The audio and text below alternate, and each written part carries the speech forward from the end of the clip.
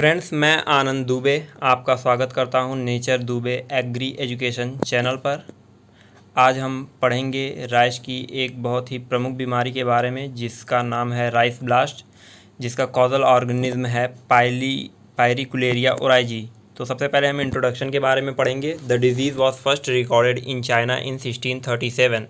In India the disease was first recorded from Tamil Nadu in 1918। तो पहली बार China में इसको देखा गया था 1637 में, और इंडिया में इसे पहली बार तमिलनाडु में 1918 में देखा गया था। दूसरी बात करते हैं हम इसकी इकोनॉमिक्स इंपॉर्टेंस के बारे में। तो the pathogen cause yield loss ranging from 30 to 60% depending upon the stages of infection. In severe cases loss amounting to 70 to 80% of grain yield are reported. Normally जो है 30 से 60% जो है इन्फेक्शन के कारण यील्ड में लॉस होता है, लेकिन अगर ज़्यादा सीवियर है बीमारी तो 70 से 80% तक उपज घट जाती है। नेक्स्ट हम इसके सिम्टम्स के बारे में बात करेंगे। The fungus attack on the crop at all stages from seedling in nursery two heading in main field. The typical symptoms appear on leaves, leaf seals, rashes, nodes and even the glums are under the attack। तो जैसा कि हम चित्र में भी देख सकते हैं, तो यह मुख्य रूप से जो है धान की फसल में पत्तियों पर, नोड्स पर इसके लक्षण प्रकट होते हैं, जैसा कि आप चित्र में देख सकते हैं। नोड ब्लास्ट 3 प्रकार के होते हैं: लीफ ब्लास्ट, नोड ब्लास्ट, नेक ब्लास्ट। तो सबसे पहले लीफ ब्लास्ट के बारे में देखते हैं। On the leaf the lesion start as small water soak bluish green specks from characteristic spindle shaped spots with grey centres and dark brown margin. Leaf blast में जो है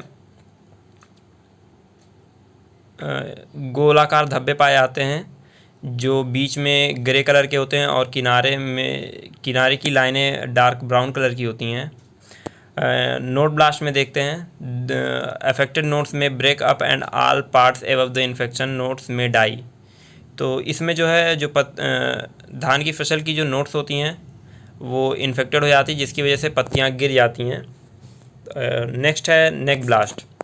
eight the flower emergence the fungus attacks the peduncle which eccentrical and the lesion turns to brownish black. This stage of infection is commonly referred to as rotten neck, neck rot, neck blast or panicle blast. Neck blast जो है मुख्य रूप से flowering stage में होता है। जो fungus होता है वो जो है मुख्य रूप से पत्तियों की जो लेशन है उनको ब्राउन कर देता है, जिससे कि पत्तियां सूख जाती हैं, और इसको और नामों से भी जाना जाता है: rotten neck, neck rot, neck blast और पैनिकल ब्लास्ट। हम इसकी इटियोलॉजी के बारे में बात करते हैं। The causal organism was first detected by Cavara in 1891 from Italy. तो जैसा ही हमने पहले ही पढ़ा था कि इसको पहली बार चाइना में देखा गया था, उसके बाद इंडिया में पहली बार इसे तमिलनाडु में देखा गया था। लेकिन जो इसकी कॉजल ऑर्गेनिज्म जो पहली बार पता किया गया 1891 में किया गया। इसके पहले जो हमें केवल सिम्टम्स दिखाई दिए थे, हमें कॉजल ऑर्गेनिज्म के बारे में कोई जानकारी नहीं थी उस वक्त तक। तो 1891 में जो है इटली में इसके कॉजल ऑर्गेनिज्म के बारे में पता चला। The mycelium of the fungus is hyaline to olivaceous septate and highly branch. जो ये माइसीलियम होता है इस फंगस का, वो सेप्टेट होता है और हाईली ब्रांच होता है, बहुत शाखी होता है। Conidia are produced in clusters. Conidia जो है क्लस्टर्स में पाए जाते हैं, गुच्छे में पाए जाते हैं ऑन लॉन्ग सेप्टेट्स के ऊपर। Olivaceous slender conidophores. Conidia are pyriform and obclavate or somewhat top-shaped, attacked at the border base by a helium. तो जो फंगस होता है इस डिजीज़ का, वो जो है हाईली ब्रांच्ड होता है, और जो कोनिडिया होते हैं या कह सकते हैं हम जो स्पोर्स होते हैं वो गुच्छों में पाए जाते हैं, जो लॉन्ग सेप्टेट्स के ऊपर लगे होते हैं। तो इसके अब नेक्स्ट हम बात कर लेते हैं फेवरेबल कंडीशंस के बारे में। क्या फेवरेबल कंडीशंस है जिसमें ये और फंगस जो है इजीली ग्रो करता है। What are the favourable conditions? Application of excessive dose of nitrogenous fertilizer, intermittent drizzles, cloudy weather, heavy relative humidity 93 to 99%, low night temperature between 15 to 20 degree centigrade or less than 26 degree centigrade। तो अगर हम nitrogenous fertiliser का बहुत ज़्यादा प्रयोग कर देते हैं जिससे कि पौधे की वानस्पतिक वृद्धि बढ़ जाती है, जिससे जो फंगस होता है उसको अटैक करने में आसानी होती है, उसको फेवरेबल कंडीशन मिल जाती है। और नाइट्रोजन की वजह से प्लांट भी सक्यूलेंट हो जाता है, उसकी डिजीज़ के प्रतिरोधक क्षमता कम हो जाती है। और अगर रिलेटिव ह्यूमिडिटी बहुत ज़्यादा हाई है, 90% से ऊपर है, तो भी जो फेवरेबल कंडीशन होता है, और क्लाउडी वेदर भी इस फंगस की ग्रोथ के लिए सपोर्ट करता है काफ़ी हद तक। और रात में जो है लो टेम्परेचर भी इसकी वृद्धि के लिए बहुत ही अच्छा वातावरण मुहैया कराता है। तो ये हम देख लेते हैं इसके डिजीज़ साइकिल के बारे में। जैसा कि हम इसमें देख सकते हैं, जर्मियल विथ फर्स्ट है। सबसे पहले हम देखते हैं सिम्पोडियल कोनिडिया यहाँ पाए जा रहे हैं।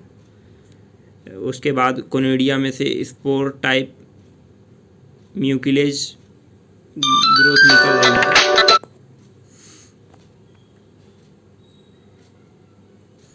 सबसे पहले सिम्पोडियल कोनिडिया, उसके बाद कोनिडियल स्पोर टाइप म्यूसिलेज।